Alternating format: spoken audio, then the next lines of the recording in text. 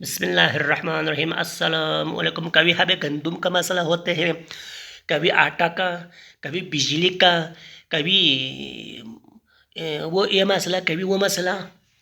یہ بلتستان کی امن کا ناجائز فائدہ اٹھا کر، یہاں کے لوگوں کی شرافت کا ناجائز فائدہ اٹھا کر ہمارے ساتھ ظلم کرے، یہ گورنمنٹ ہو یا جو بھی ہو۔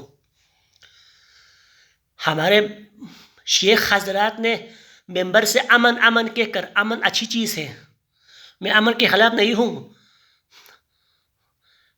امن ہے کہہ کر شرافت سے فائدہ اٹھا کر لوگوں نے ہمارے حقوق پر ڈاکہ ڈال رہا ہے۔ یہ امن کی بھی حد ہوتی ہے، اس امن کا کیا فائدہ ہے جو ہمارے بیسک بنیادی چیزوں پر ڈاکہ ڈالے، ہمیں کھانے کے لیے، روٹی کے لیے آٹا نہ ملے، گندم نہ ملے۔ یہ ہماری شرافت، بلتستان کی امن شرافت کا ناجائز فائدہ اٹھا رہے ہیں لوگ۔ اگر کسی لڑکوں قوم کے ساتھ ایسا کرے نا آپ لوگ، ان کا جنازہ نکالوں گا۔ گندم اگر کم کرے یا کوئٹہ اگر کوئی راشن کم دے دے تو